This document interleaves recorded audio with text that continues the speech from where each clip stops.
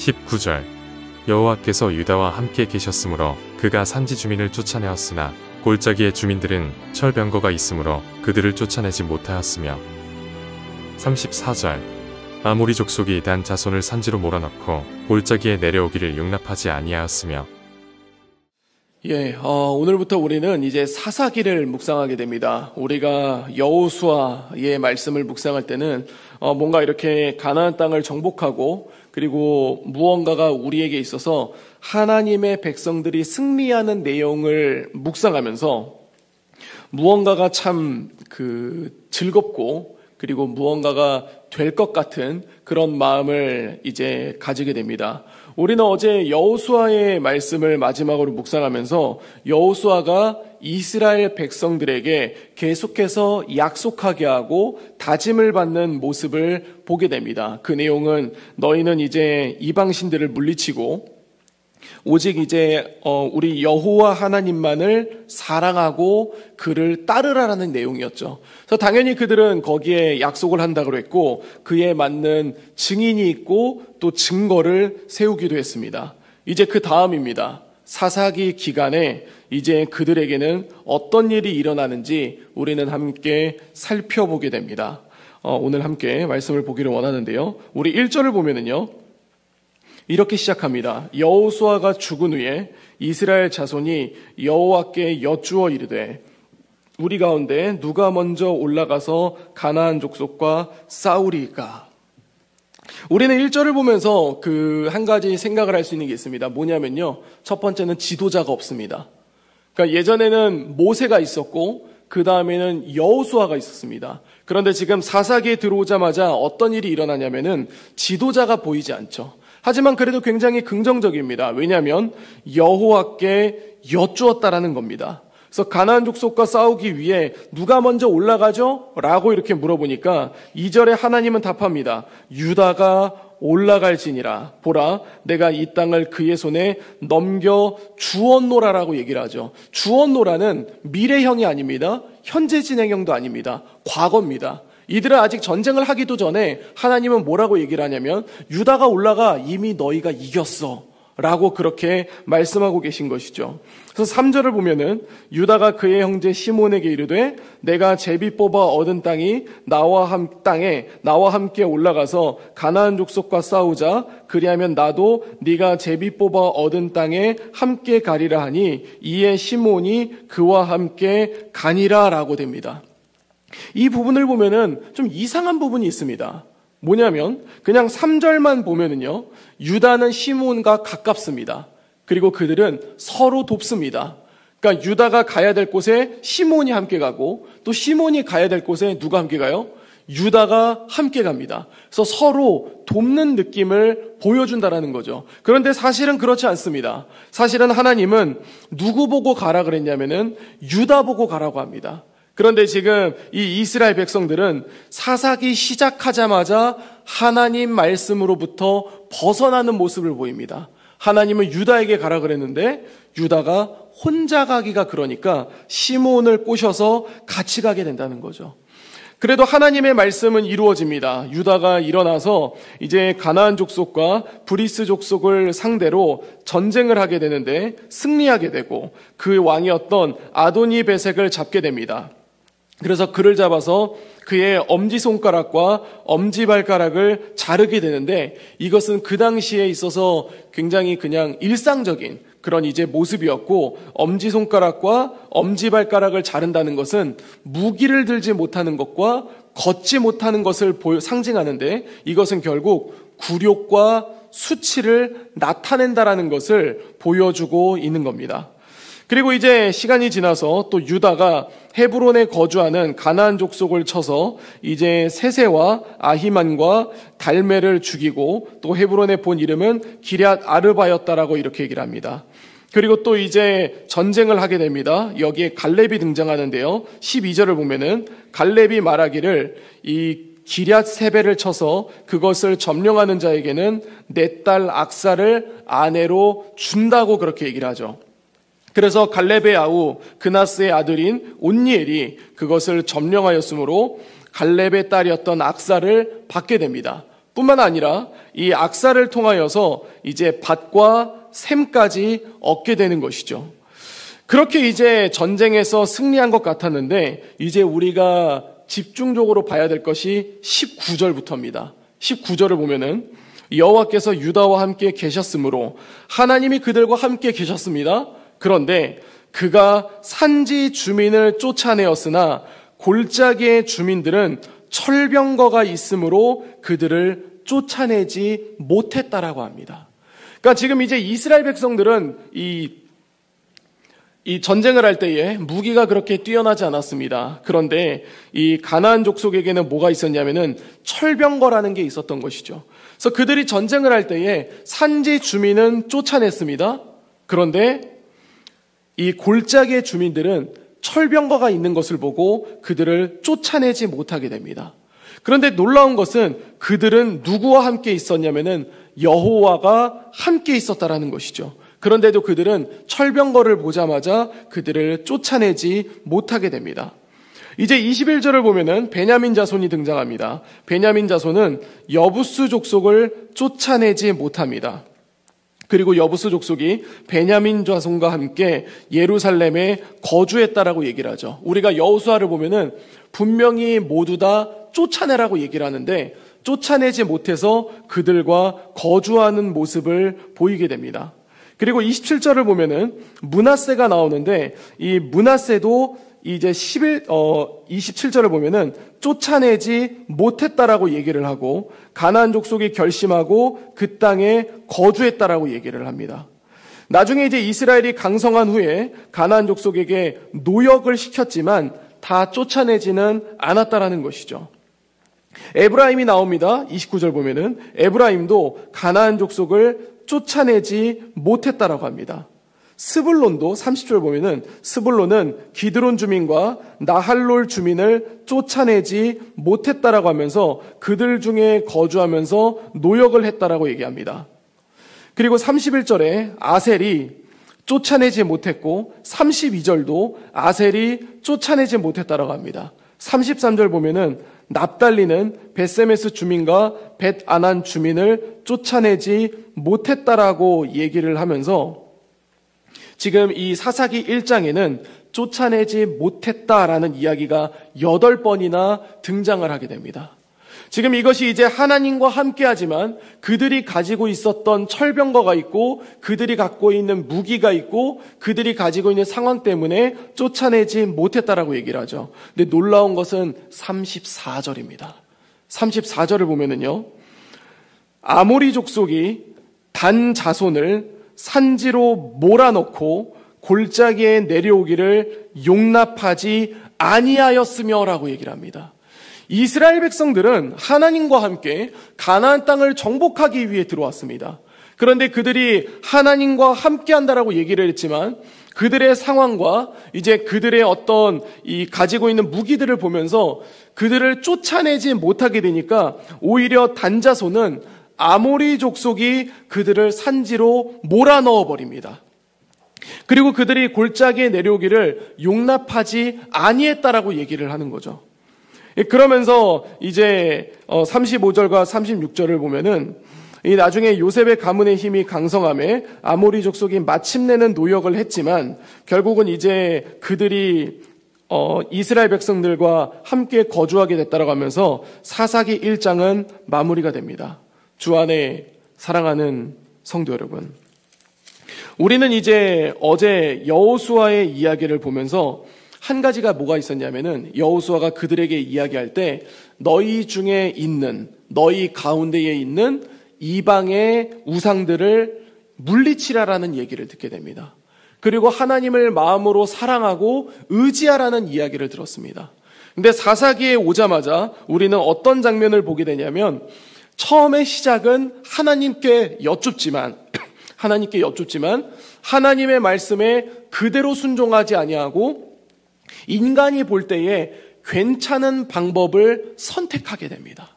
우리도 사실 이 땅 가운데 거할 때에 그런 면이 있습니다. 뭐냐면 하나님 보시기가 아니라 내가 보기에, 누가 보기에요?